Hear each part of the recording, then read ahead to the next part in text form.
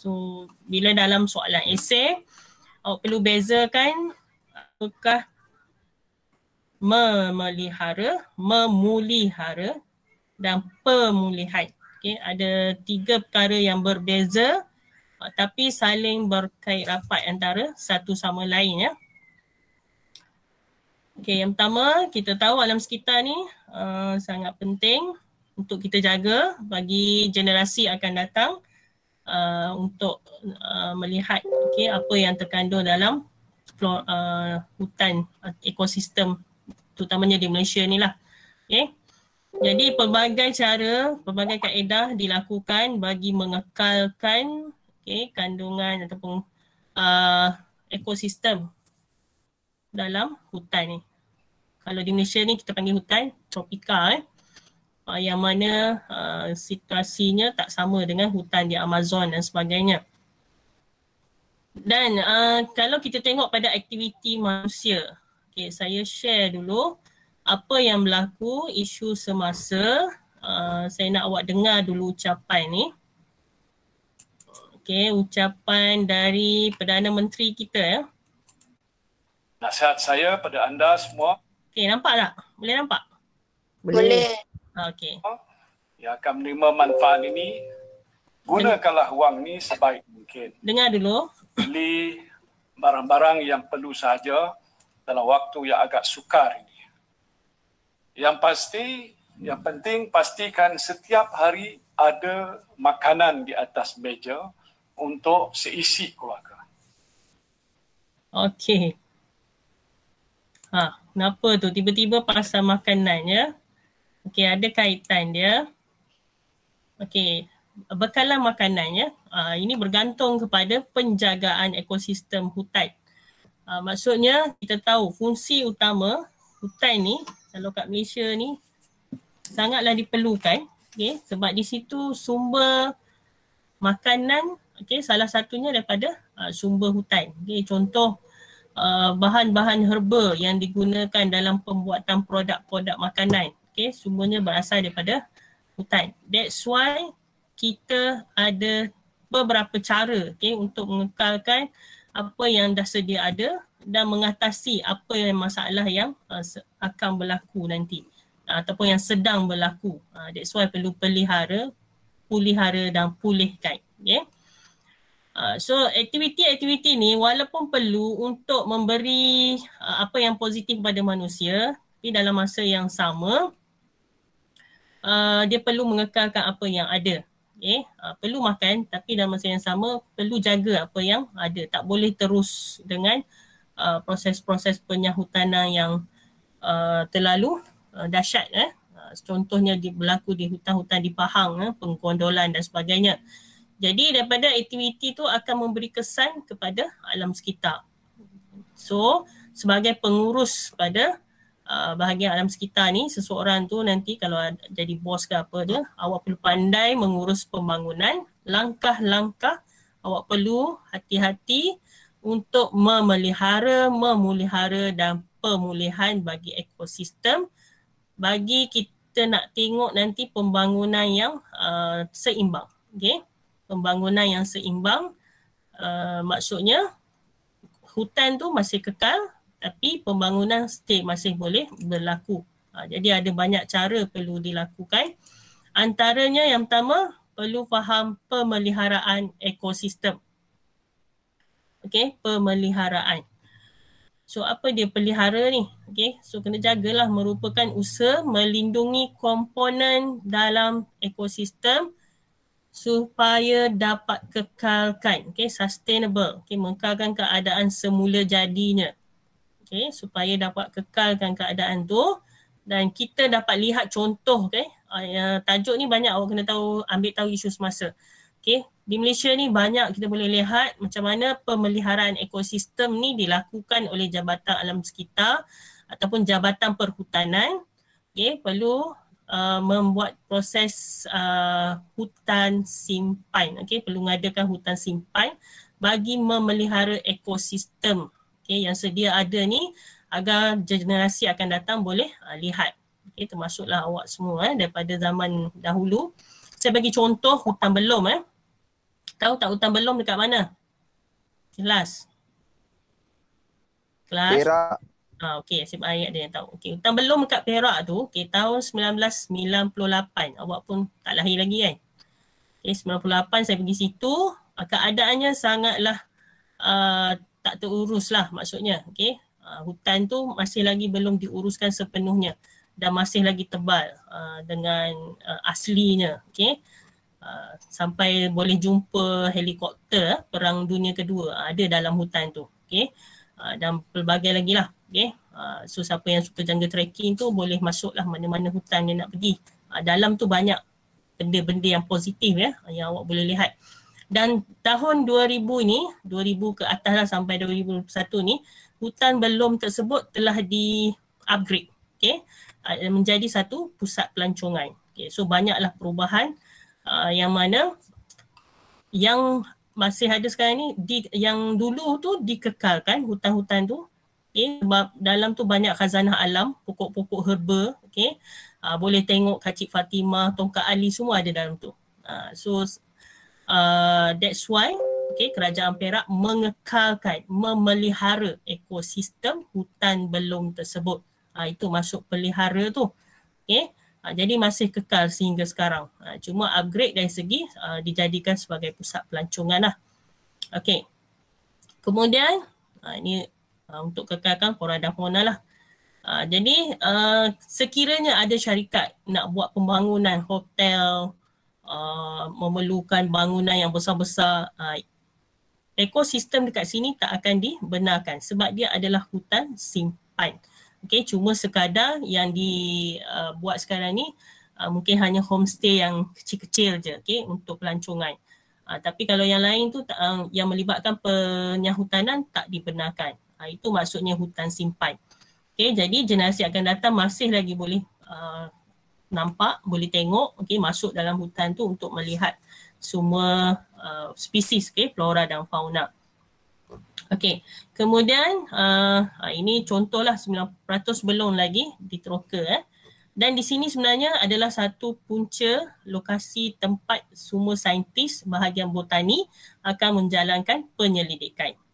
Siapa yang berminat bahagian botani ni, tumbuhan-tumbuhan tu, ataupun bahagian entomologi, serangga, okay, bahagian serangga, dia boleh pergi ke hutan tersebut, mana-mana hutan simpan untuk mengetahui ataupun membuat penyelidikan, buat research, okay, tentang spesies-spesies baru yang mungkin ada dalam hutan tersebut.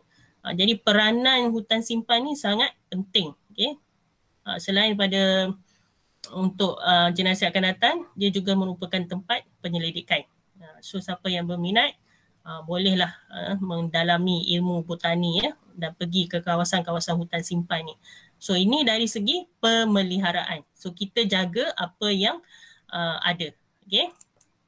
Okay, kemudian kita tengok pemuliharaan. Okay, apa yang nak pulih ni? Okay, nak pulihara iaitu kita membaik pulih. Okay, kena faham sebab nanti ada beza dengan restoration. Okay, pulih. Itu lain pula. Ini lain ya. Ini pemuliharaan. Pemuliharaan apa yang dah ada kita upgrade lagi. Okay, bukan yang tadi. Maksud saya kita baik pulih sumber tu. Bukan upgrade jadi tempat pelancongan. Kita baik pulih sumber tu. Okay, kita tak nak dia pupus. Contoh lebih kepada flora dan fauna lah. Okay. Macam yang saya sebut tadi, Tongkat Ali, Kacik Fatimah. Jika tak dibantras oleh pemburu binatang. Ini orang yang suka ambil bahan herba tu tanpa kebenaran. Itu pun bahaya juga. Jadi Tongkat Ali, Kacik Fatimah tadi boleh pupus kalau tak dijaga. Okay, kalau tak dipuliharakan. Jadi tugas Jabatan Perhutanan untuk menjaga semua ni dan membaik pulih dengan cara menanam kembali dengan banyak, okay, anak-anak dia dan sebagainya. Kalau haiwan pula mungkin Jabatan Perkhilitan, okay, untuk memastikan haiwan tersebut tak pupus. Jadi ada cara, kaedah dia untuk memastikan, okay, gajah-gajah yang ada dalam hutan tersebut diambil dan dijaga sebaik mungkin lah. Maksudnya bukan gajah liar yang tak orang kata contohnya di Pahang okey, tu gajah-gajah yang dilatih untuk mengelakkan kepupusan bagi spesies gajah tu hilang. Okey, itu maksudnya ada strategi pemeliharaan. Kita tak biarkan macam tu je, gajah tadi mati macam tu je. Okey, so pemeliharaan bagi memastikan ekosistem ni, okey, di Malaysia ni terutamanya tidak terancam dan boleh diselamatkan. Jadi generasi akan datang dapat lihat, okey, kemudian boleh buat penyelidikan juga dapat diteruskan. Okey, itu pemeliharaan. Okey, kita pulihkan kembali apa yang dah mungkin rosak dan sebagainya. Jadi sumber-sumber ni kita baiki balik. Okey, kemudian kita tengok apa ni tak nampak dah. Okey, pemulihan. Okey, kalau tadi pemeliharaan, ini pemulihan, restoration. Okey, ada beza sikit je. Okey, memperbaharui dan memulihkan ekosistem semula jadi. Okey, yang merosot, okey, rosak atau musnah akibat aktiviti manusia. Okey, aktiviti manusia. Okey, contoh bukit yang ditarah untuk membuat jalan raya. Okey, kemudian bahagian bukit tu dah macam gondol ataupun kalau lalu kot highway, mana-mana highway utara selatan ke pantai timur ke, awak tengok sisi bukit tepi kiri kanan tu macam dah gondol kan, dah licin, botak. Okey, so apa yang perlu dibuat oleh Jabatan Perhutanan ni, dia nak memulihkan ekosistem yang dah diganggu tadi sebab nak buat highway. Okey, so dia perlu tanam semula dan penanaman tanaman tutup bumi. So kalau awak perasan, kiri kanan bukit tu bahagian menghadap jalan tu dah ditanam dengan rumput-rumput yang lain. Okey, maksudnya bukan yang asal. Okey, ada yang ditanam rumput, ada yang diblok dengan benteng dan sebagainya. Itu bergantung kepada struktur tanah. Okey, sebab untuk mengelakkan runtuhan tanah berlaku, jadi salah satu cara dia kita nak pulihkan ekosistem tadi, kita buat tanaman tutup bumi. Okey. Okey. So dari segi penerusannya sumber akan generasi akan datang dapat lihatlah. Okey. So saya nak awak boleh bezakan pemulihan, okey, pemulihan dengan pemeliharaan. Okey. Saya harap awak jelaslah. Okey. Okey, seterusnya tajuk tu sikit je. Okey, 3 perkara yang awak perlu bezakan. Okay, so lagi sekali saya nak seorang, 2 orang bezakan. Akrobin ada? Sebelum masuk tajuk baru. Akrobin ada tak? Iyalah. Ha? Ada? Ada ke tak ada? Akrobin? Tak masuk? Adik tu. Tolong jawab. Ini alasan ke? Tiba-tiba je. Okey, Alia Nafisah lah. Ya. Okey, berikan maksud pemeliharaan. Daripada fahaman saya ke? Tiga-tiga tu tadi yang awak faham. Okey. Pemeliharaan tu macam kita baik pulih lah. Baik pulih maksudnya. Sekejap. Ada beza dia. Pemeliharaan, pemuliharaan, pemulihan. Cikgu, dengar. Dengar. Siapa tu? Haiman. Tadi dah cakap lah. Tak, Akrobi. Okey. Dah cakap lah. Tak tu. Tak apa, nanti Akrobin soalan lain pula. Okey, Alia teruskan. Baik. Pemeliharaan tu langkah untuk membiarkan tumbuhan dan haiwan yang hampir pupus bagi mengelakkan hidupan tersebut terus pupus. Maksudnya contoh kita ambil penyu dengan penyu lagi satu, lepas kita biarkan dia untuk mengelakkan dia pupus. Okey, itu pemeliharaan ke pemeliharaan? Pemeliharaan. Itu pemeliharaan. Okey. Saya nak tahu pemeliharaan.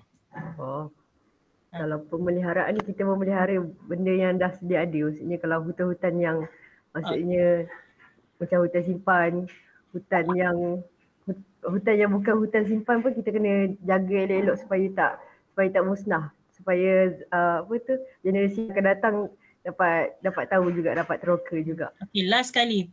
Pemulihan. Pemulihan tu, Ha. pemulihan tu macam cikgu cakap tadi yang kat lereng-lereng bukit tu kan ada banyak macam gondol dan macam botak sikit. So kita tanam-tanam supaya dia bagi, maksudnya lebih kurang macam cantik, kan cantik, maksudnya kita bagi dia Kekal balik. kita bagi dia itulah. Okey lah. Untuk mengelakkan contohnya tanah runtuh dan sebagainya, ya, untuk mengekalkan kembali keadaan semula jadi itu. Okey. Itu kita pulih balik. Okey, thank you. Seorang okey, sekejap. Mana dah? Lily Shakira ada? 5AS, Lily Shakira. Hello? Ada tak? Wakil 5S ada tak Lily Shakira? Senyap. Tak nak jawab. Siapa? Alisha Dalila? Alisha Dalila. Tolong bagi kerjasama ya, jawab. Saya kalau tak menyaut tu macam tak ada kat kelas ni. Alisha Dalila tak ada? Amal Zikri. Amal Zikri. Ya cikgu. Oh, Alisha ada. Boleh Tak cikgu apalah. dengar. Okay, Amal Zikri ada. Tolong explain. Please. Okay. Preservation, conservation and restoration. Preservation. Okey, sekejap. Example. Preservation pemeliharaan ke cikgu? Tak silap saya. Preservation pemeliharaan. Okey. Okey. Okey, preservation ni macam saya cakap dia macam kita selamatkan diorang daripada kemusnahan alam lah, macam habitat diorang musnah, kita macam kita keep lah diorang, betul tak? Kalau conservation kita protect juga, tapi untuk simpan untuk masa hadapan bagi generasi yang akan datang tengok macam tu. Betul tak? Okay, untuk preserve tadi, can you give the example? Give the example. Baru awak faham. Okay, example. Preserve. Okay, Buku teks ada tu, kalau textbook awak ada sebelah tu lah, tengok rujuk kat situ. Okay. Tu, reserve? Reserve what? Boleh? Mana dah Amal? Sekejap. Oh, okay. Yang Yang lain pun sama Bioscope dengan buku teks tu biar ada sebelah. Bioscope tu awak sebenarnya boleh isi terus. Apa nak jawapan, PM saya. Jawapan ada. Tapi kena tunjuklah awak buat, boleh saya tanda.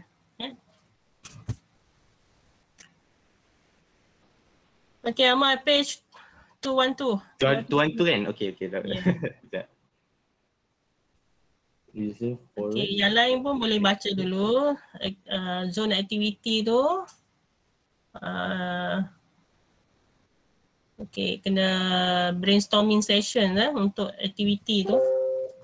Itu kena ada debat dan sebagainya lah. Okay. Mungkin kita boleh, kalau kat kelas boleh lah ni. Selain kalau dalam buku teks tu dia tulis belum reserve forest kat Perak. Okay, kalau selain hutan belum, hutan apa lagi agaknya di Malaysia ni? Dekat Pahang ada, dekat Johor ada. Amal boleh bagi contoh dekat mana lagi? Reserve forest, hutan simpan. Hutan simpan Bukan banyak ke? Banyak. Saya nak contoh. Saya dalam buku teks tu hutan belum je, dekat mana lagi? Awak bagi satu contoh lah, senang. Dia kena tahu apa isu semasa lah saya panggil. Isu semasa maksudnya keadaan semasa kita ni. Sebab saya bimbang keluar soalan yang tempat lokasi yang awak tak pernah dengar, nanti macam nak jawab tu macam idea tak ada. Jadi kita biasakan dengan contoh-contoh hutan di Malaysia, macam belajar geografi lah. Ada tak Amar? Sebut Cikgu, Bukit Nenas cikgu. Ada. Bukit Nenas Nenas. dekat KL. Dia kata ini hutan simpan juga. Okey, hutan simpan. Yes, sebab Bukit Nenas ni dia apa disebabkan pembangunan KL ni. Jadi dia hutan tu dulu hutan yang sangat besar ya. Tu sekarang tinggal cuik je. Jadi dia jadikan hutan simpan. Maksudnya kalau awak ni generasi akan datang, arkitek nak buang semua hutan tu, tak dibenarkan lah. Awak nak tambah lagi pembangunan untuk KL. Okay. So itu maksudnya hutan Bukit Nenas tu tak dibenarkan. So itu maksudnya preservation. Okay. Boleh lah faham? Akmal faham kan? Amal faham Okay, Amal, conservation. Kalau tadi preservation, conservation pemuliharaan. Conservation maksud dia pemuli. Tadi pemuli kan? Maksud dia kita memperbaharui benda-benda yang macam dah pupus, macam kita simpan lah, kita jaga elok-elok. Okay. Kita pulihkan balik, dan nak pastikan dia tak terus pupus, okay. Last kali Amar, restoration. Pemulihan. Kalau tadi pemulihan. Maksud dia restore benda-benda tu lah, macam kita buat tree replanting program sebab untuk apa mungkin. Okay, kita buat apa kalau bukit dah gondol tu, tak nak bagi bukit tu runtuh, kita buat apa? Tak nak bagi bukit tu runtuh. Bukit tu dah ditebang semua pokok. So dalam masa yang singkat boleh runtuh kalau hujan turun dengan lebat. Dah. Jadi nak pulihkan balik secara semula jadi. Keyword dia secara semula jadi. Kita apa dia? Tanam pokok. Yes, betul. Betul. Restoration and planting of cover crops. Maksudnya kita tanam balik tumbuhan-tumbuhan kecil tu, cover dia punya bahagian tanah tu, kita cover balik. Jadi dalam masa yang lama, insya-Allah bahagian tu tak akan mengalami tanah runtuh lah. Okay, boleh Akmal? Boleh cikgu. Akmal. Okay, thank you. Okay, so kita sambung next topic. Amalan dalam melestarikan alam sekitar. Okay, sebelum tu kalau awak tengok buku teks awak, aktiviti 10.3 tu, okay, projek untuk ekosistem paya bakau ya. Carry out project to restore a mangrove ecosystem. Kita tak buat lah ni. Kalau kat sekolah mungkin boleh bincang. Cuma untuk soalan dekat situ saya tinggalkan dulu. Nanti kita cerita balik lah. Okay, saya terus pada practice in environmental sustainable. Okay, nak kekalkan amalan yang baik ni. 10.3. So apa yang kita semua sebagai penduduk bumi ni perlu buat. Okay, yang pertama, okay, menyumbang kelestarian alam sekitar. Okay, to make sure sumber-sumber semula jadi mencukupi. Okay, dan untuk masa depan bagi manfaat semua jenis hidupan.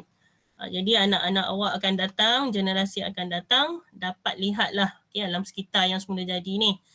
That's why kita dari sekarang kena pastikan sumbernya mencukupi.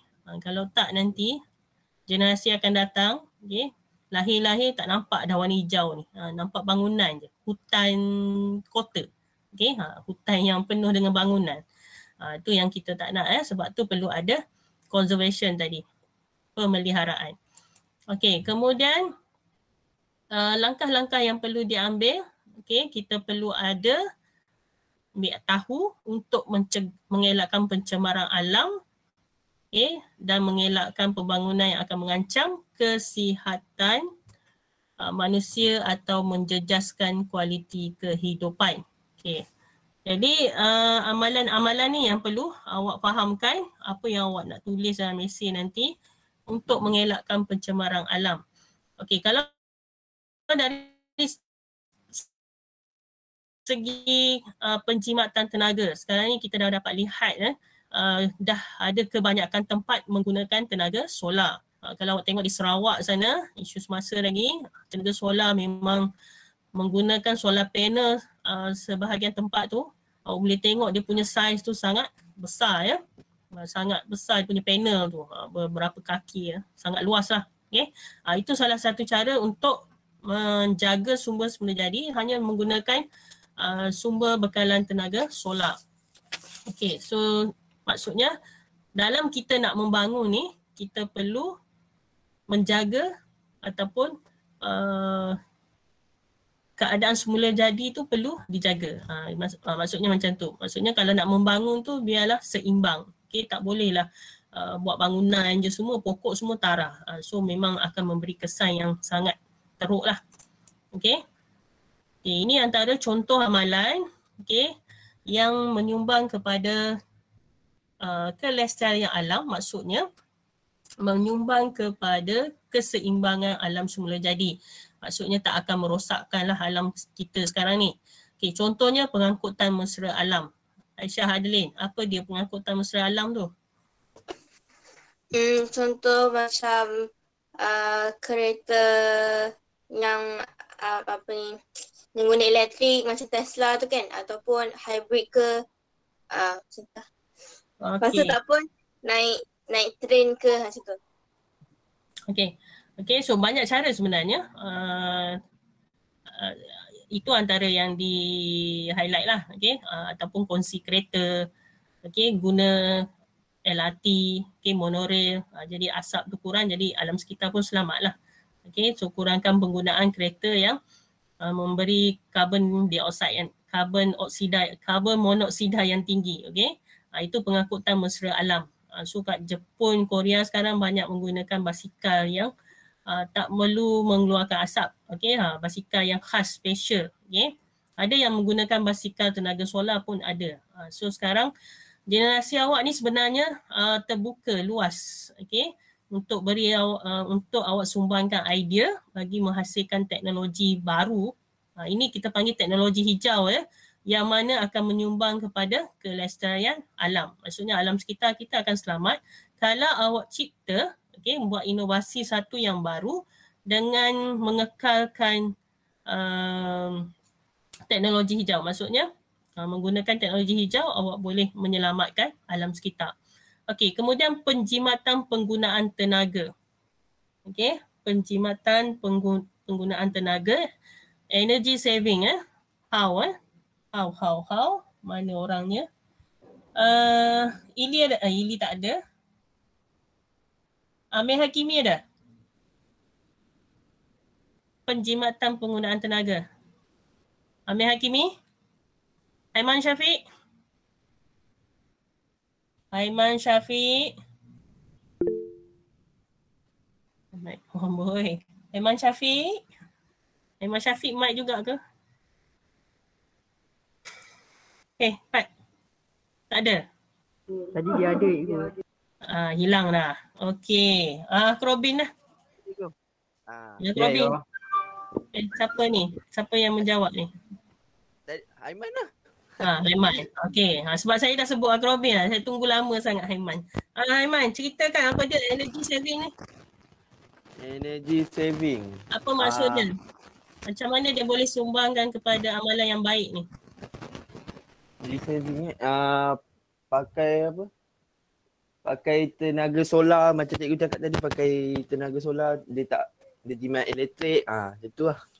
Oh okey. Dia mana baik? Tenaga yang boleh diperbaharui, non-renewable or renewable? Yang mana lagi baik? Boleh diperbaharui. Boleh diperbaharui, contohnya selain pada solar apa lagi?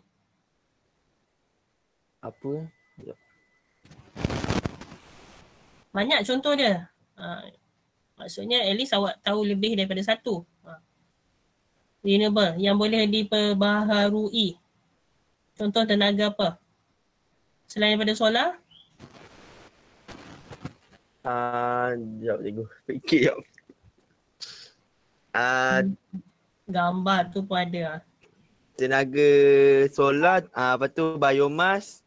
Okey. Lepas tu air, air dia punya ni kan, hydroelectric punya ni. Okey. Okay, thank you. Thank you, Haiman. So, fahamkan konteks ni, okay, penjimbatan penggunaan tenaga ni maksudnya kita menggunakan lebih kepada tenaga yang boleh diperbaharui. Sebab kita nak elakkan daripada pencemaran udara, terutamanya penggunaan karbon monoksida yang tinggi. Okay? Jadi dia berkait juga dengan pengangkutan mesra alam tadi. Tapi awak cerita bahagian lain pula. Okay? Jimat tenaga. Contoh guna elektrik, okay, yang menggunakan tenaga haba dan sebagainya, ataupun tenaga selain daripada solar, kincir angin, tenaga angin pun tu adalah yang boleh diperbaharui. Okey, kemudian amalan yang baik lagi iaitu 5 ataupun 5R konsep. Okey, konsep 5R. Apa dia 5R ni? Akrobin, sambung balik Akrobin. Mike dah okey Akrobin? Dah. Okey. Berikan saya 5R, apa dia? Yang pertama apa? 5R, rating, repair, reuse, reduce and recycle. Okey. Dalam buku teks BM pun dia tulis rating kan? Betul? Betul tak? Betul. So sama juga dengan BI. Sebab 5R tu dia hasil daripada kataan bahasa Inggeris lah. Rating, repair, reuse, reduce dan recycle. Dulu 3R saja.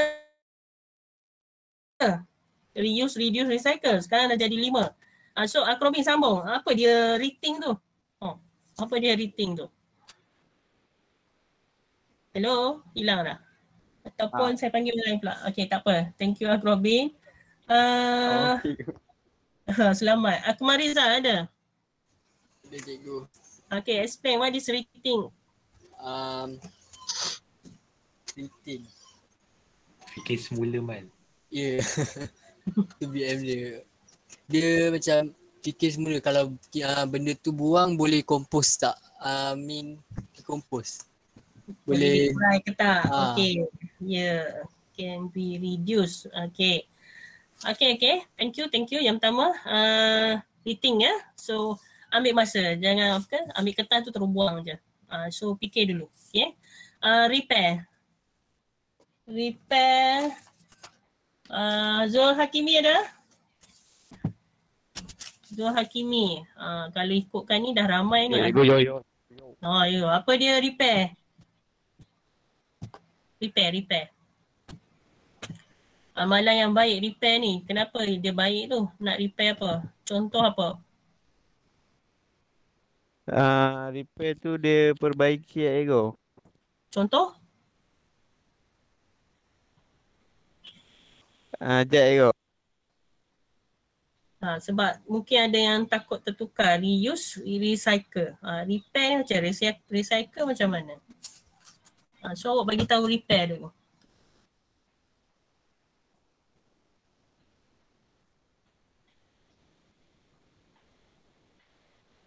Contohnya apa? Kalau nak faham topik ni, awak mudah faham kalau awak tahu contoh. Okay? Sebab awak boleh relate dengan apa yang proses yang berlaku tu. Okay Zul, boleh tak? Kalau tak boleh? Kalau macam barang tu rosak, lepas tu kita repair balik, so dia boleh guna balik lah. Kalau reuse tu dia hancurkan, dia buat baru je kau. Boleh ke? Teruskan reduce. Reuse dengan reduce. Sekejap kau. Tak boleh saya panggil orang lain. Adelina Syazwani ada? Alah. Ada. Tak apa. Okay. Reduce dengan recycle. Repair, reuse. Kita jawab tadi. Okay Zul, thank you Zul. Dah betul dah tu. Reduce, recycle. Reduce, kita kurangkan macam penggunaan sesuatu benda tu. Okay. Recycle. Kalau recycle, contoh kalau macam botol ataupun kita kertas tu kita boleh kitas mula benda tu untuk penggunaan lain. Okey, contoh untuk reduce? So, ni kurangkan macam penggunaan plastik beg plastik. Okey. Okay, kita guna benda lain yang boleh mengurangkan pencemaran. Okey, kita elakkan. Okey, thank you. Okey, so bila ada point ni, okey, 5R ni konsep dia nampak je macam ni. Tapi bila dalam essay, soalan essay, awak perlu explain jangan bagi point ni saja. So explain macam saya tanya tadi. Mula-mula bagi tahu, senaraikan tadi, rethink, repair, reduce, recycle, reuse tu senaraikan dulu. Lepas tu setiap satu tu awak terangkan sikit. Kalau 10 markah, dia tak adalah sampai 10 sebab dia merangkumi semua ni.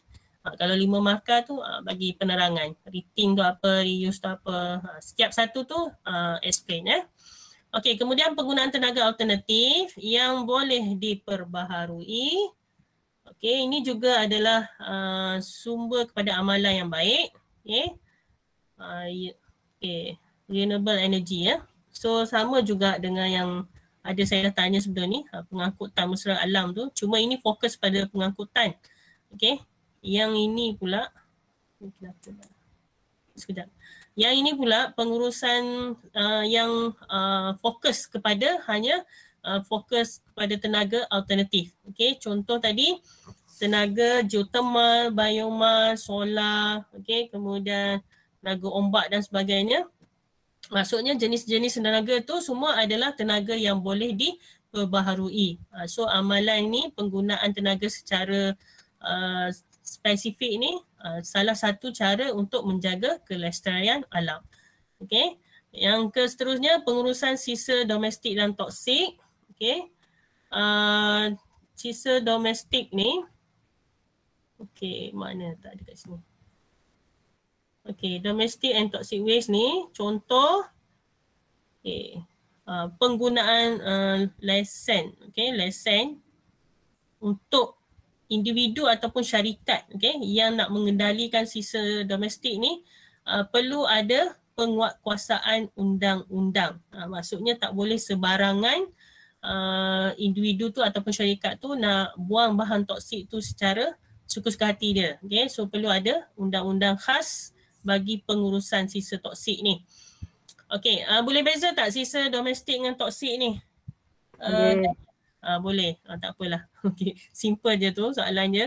Okey, kalau boleh beza tak ada masalah. Takut nanti ada yang tak jelas. Domestik ni sisa buangan harian kita kat rumah tu. Okey. Dan toksik ni bahan biasanya daripada kilang-kilang lah. Okey, dan kita tahu isu semasa. Lagi sekali isu semasa perlu ambil tahu. Dekat Johor, dekat Selangor banyak isu pembuangan bahan toksik ke sungai. Okey, sungai-sungai yang berdekatan dengan kilang tu, kilang tersebut telah buang. Okey, so itu menunjukkan pengurusan sisa toksik tadi tidak terkawal. Suka hati dia je. Okay, so that's why yang dah kena tangkap tu dikenakan tindakan undang-undang. Okay. Dan soal jawapan klise calon SPM bila tajuk ni dia suka jawab mengetakkan undang-undang. Okay, nak jawab tu boleh tapi explain lagi macam mana. Okay, mengetakkan tu macam penggunaan okay, menguatkuasakan undang-undang. Okey, dengan mengenakan hukuman dan sebagainya lah. Maksudnya explain tu biar detail. Okey. Memang selalu memang suka jawapan tu. Okey. Seterusnya kawalan biologi. Ini form 3 pun dah belajar ni. Okey, bagi contoh. Siapa ni? Daniel Hakimi ada? 5IS. Daniel Hakimi. Daniel Hakimi ke Daniel Hakim cikgu? Saya tambah belakang. Mata pun tak nampak. Daniel Hakim. Okey. Dah ada. Siapa?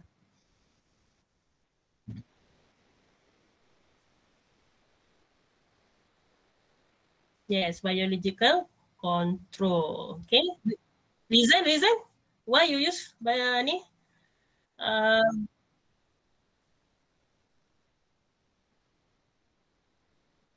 Yes, okay. Because one more, to reduce the usage of pesticide tadi yang awak sebut tu. Betul lah tu. Okay. So kita nak kurangkan penggunaan racun serangga sebab kita tahu bila guna racun serangga ni persekitaran tu akan terjejas lah. Okay, racun. Faham je lah kan? So kita guna teknik kawalan biological control. Example, buruan hantu lah. Ini yang selalu digunakan di ladang-ladang kelapa sawit. Okay, di mana buruan hantu makan tikus. Okay, itu maksudnya dia tak perlu guna racun untuk hapuskan tikus tu. Jadi diguna buruan hantu je. Ataupun ular tadi akan dimakan oleh buruan hantu tersebut. Okay, so ini untuk biological control. Okay, last kali penjimatan penggunaan air. Apa faedah kita nak jimat guna air ni kepada alam sekitar kita untuk bagi lebih bagus. Water saving. Okay, Sabrina. Tidak tengok. Siapa? Zul. Okay, Zul. Saya dah. Kita nak teruskan cikgu bagi Zul. Boleh. Cikgu, saya tak faham cikgu. Saya tanya je. Yang mana satu? Kena bagi tahu tak faham tu yang mana. Okay, Zul kau tak faham yang mana? Yang tu cikgu, penjimatan cikgu. Ini nak mengaluk kan nak apa ni? Okay, Sabrina, penjimatan penggunaan air. Zul dengar Sabrina jawab. Okey, baik cikgu. Okay, Sabrina. Ya, cikgu. Explain penjimatan penggunaan air. Ini pun soalan Kalau penjimatan penggunaan air ni maksudnya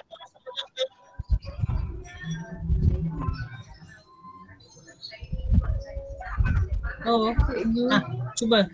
Soalan form 3 ada ni, PT3. Saya rasanya batch sebelum awak ada soalan ni keluar. SPM pun boleh keluar bio ni Ada lagi tajuk ni.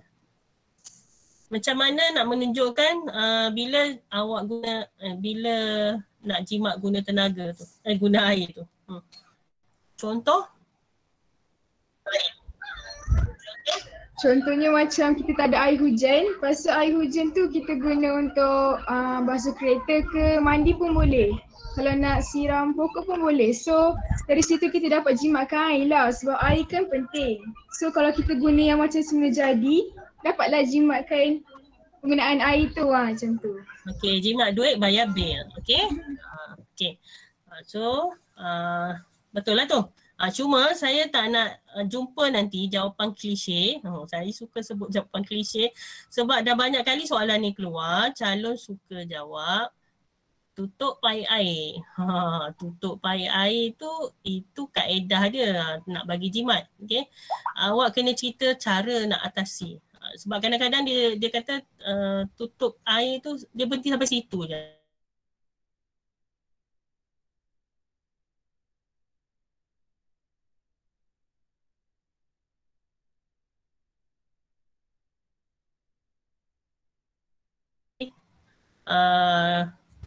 Saya harap awak boleh bezakan lah dengan jawapan yang sepatah tadi tu.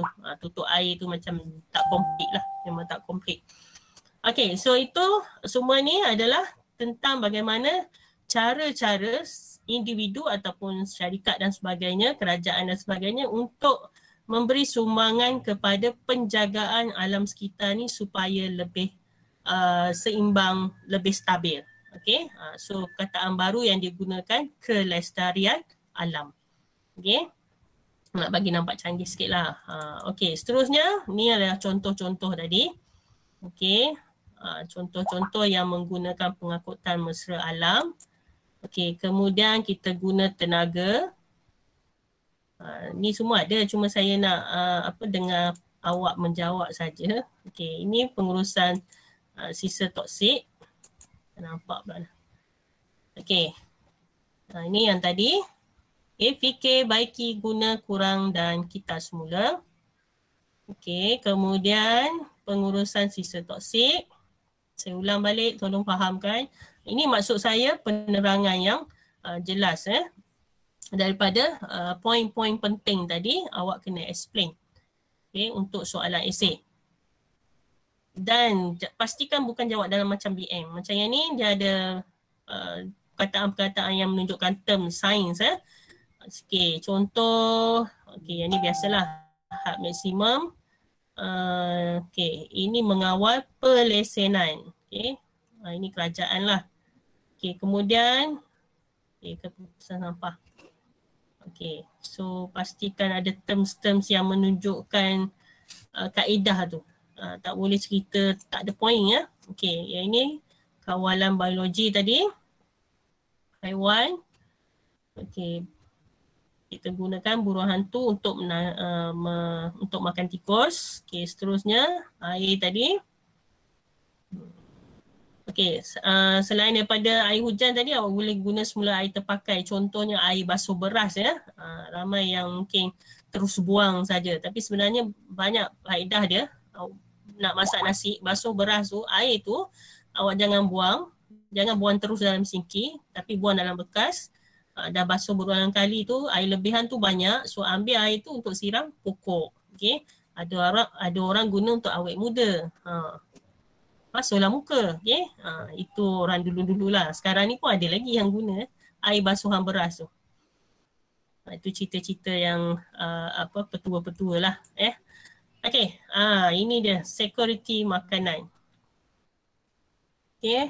So daripada tajuk tadi, okay, kalau awak tengok buku teks tu ada aktiviti tapi melibatkan discussion semua tu, discuss. Okay, ada satu, membina model. Okay, awak punya PBD 5 IS saya kena tanya cikgu awak dulu. Okay, ini boleh bagi markah PBD 5 IR, tolong ya, awak nak bank 6. Baca soalan tu. Dalam grup 2 orang ya.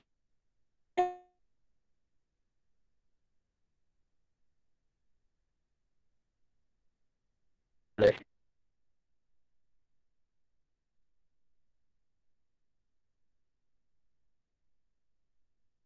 Kena nanti saya akan minta muka surat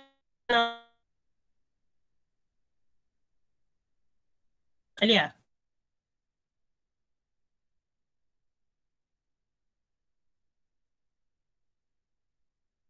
Susah online tapi bila 5 IS mungkin boleh dengar dulu. Kena buat apa untuk confirm nanti saya tanya cikgu awak dulu. Ada abstract, introduction, course, bahan yang awak buat nanti. Okay, description of project, beri penerangan, and then city plan, awak apa yang awak rancangkan dan rujukan. Okay, kena ada bila awak nak pergi ke IPT nanti. Okay, awak ni aktif lah persatuan ke apa, ataupun nak buat research ke, ini cara untuk sediakan paperwork, salah satu basic lah, okay, basic untuk peringkat awak ni buat paperwork ni. So nanti awak bina model, okay, berasaskan SDGs tu, boleh? Model tu cikgu satu. Ya. Kumpulan tu cikgu pilih ke kita orang pilih? Kumpulan hari tu boleh, yang 2 orang tu. Boleh cikgu. Yang rantai food chain food web tu. Alah ego, jangan ego. Apa? Tak boleh? Boleh. Boleh ke boleh? Oh, boleh. Okay. Sendiri ego, boleh ego. Boleh je. Ada 3 orang tu. Saya, Hafiz dan Jet. Yelah yang Boleh mana-mana ego. Okay, so 5 IS nanti saya masukkan dalam tali. Kalau cikgu awak setuju ya. Sebab mungkin kita kena bincang dululah ya. Okay. So habis tajuk tu tentang preservation, conservation, okay, restoration. Okay, now we go to the status of food security. Ni food security tadi. Yang Muhyiddin cakap tu sebenarnya, okay, PM kita cakap tu berkait, okay, sangat berkait dengan ni. Security makanan. Apa benda ni? Tiba-tiba makanan pun ada security ya. So bukannya security guard saja ya, guard kat tepi-tepi di luar bangunan tu. makanan pun ada security dia. Okey, kita tak cukup masa ni tapi saya cuba habiskan tajuk ni sebab saya nak pergi bab lain nanti. Nak habiskan cepat ya. Kita nak buat ulang kaji banyak. Okey, so apa dia komponen security makanan ni? Okey, yang pertama awak tengok kat situ availability of food. Okey. Allahuakbar, tak nampak dah. Aisyah ni apa ni Aisyah? Ketersediaan makanan. Okey, available. Available ketersediaan makanan ni. Okey, akses makanan and then penggunaan makanan, kestabilan makanan. Okey, so one by one awak kena explain lah. Okey, satu ni apa maksud dia. Okey, so sekarang kita tengok komponen security makanan ni terbahagi kepada 4. Okey, bahagian pemakanan. Security ni pengawalan ya. Pengawalan, that's why PM kita sebut tadi sumber makanan yang sekarang ni kalau kita tengok Selangor sendiri menghadapi kesukaran disebabkan PKP, PKPD dan sebagainya dan kes dari sehari ke hari semakin meningkat dan semalam dah 11,000. Okay. So bekalan makanan tu, itu maksudnya security makanan tu. So mesti ada pengawalan dia. Jadi kita tak boleh, awak nanti sebagai pengurus syarikat makanan contohnya tak boleh bagi terus macam tu. So mesti ada kontrol dia. So bahagian security makanan ni memainkan peranan yang sangat penting. Okay. So contoh yang pertama, okay, poin yang pertama iaitu kesediaan makanan tadi. Ada ke tak ada? Okay. Sumber nak dapat tu dari mana? Kita kena tahu. Okay. Sebagai seorang pegawai bahagian pemakanan, macam mana nak bagi makanan tu mencukupi dalam pasaran domestik maupun daripada yang diimport. Okay. Saya relate dengan isu semasa. Okay, awak kena tahu isu semasa sekarang ni di Selangor. Okay. Okay, siapa tahu kementerian apa yang menguruskan hal ehwal ni? Kena tahu.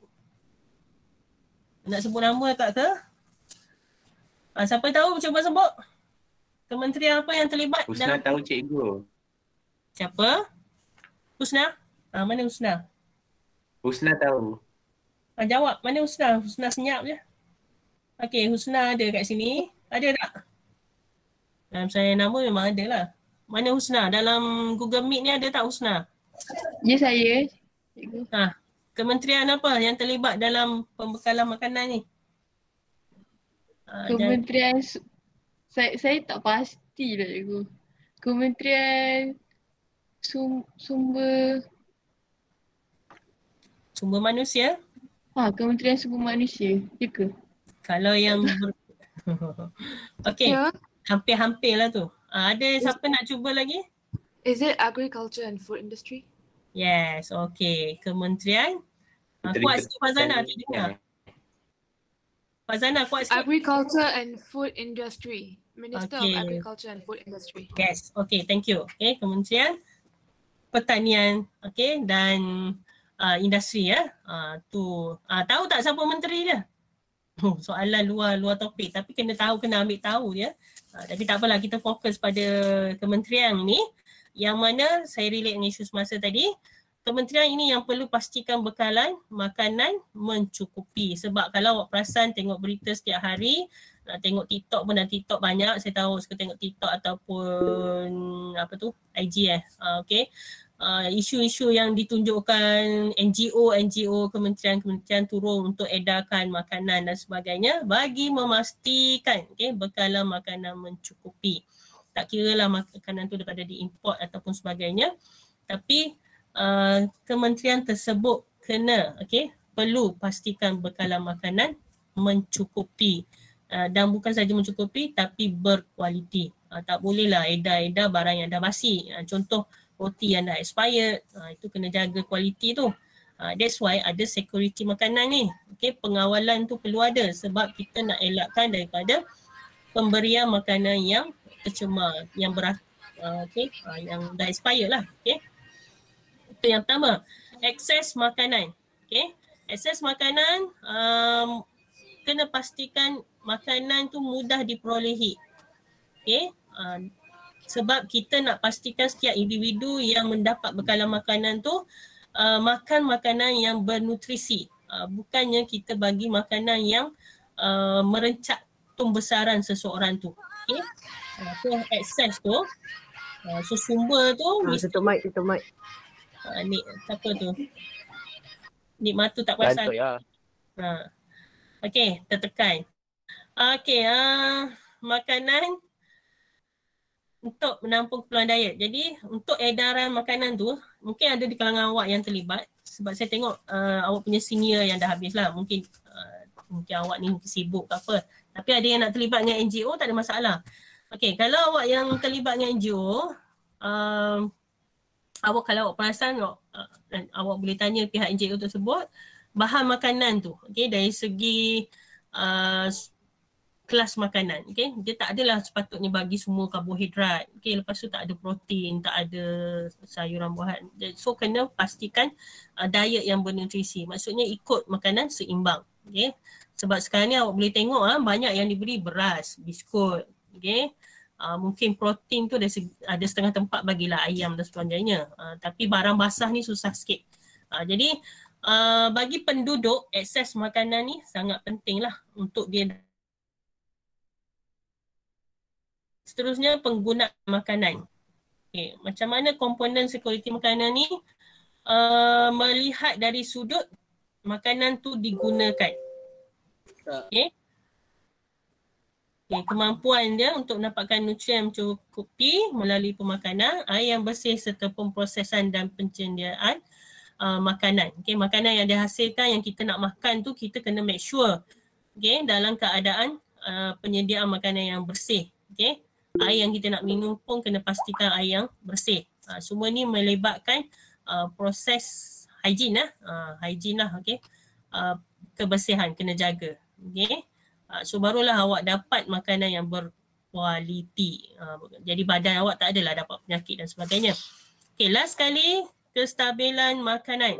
Setiap individu pasti nak mendapatkan khasiat yang mencukupi pada setiap masa.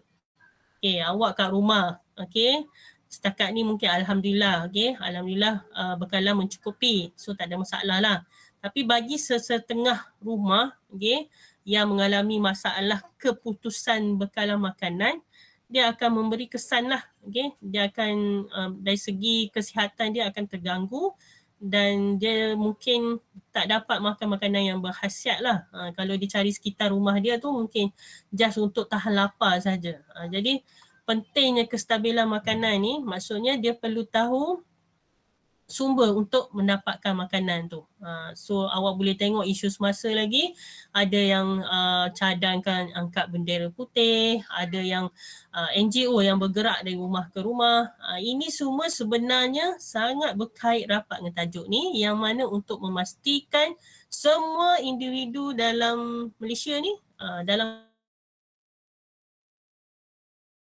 mendapat bekalan yang sempurna. Okay. So that's why adanya komponen security makanan ni.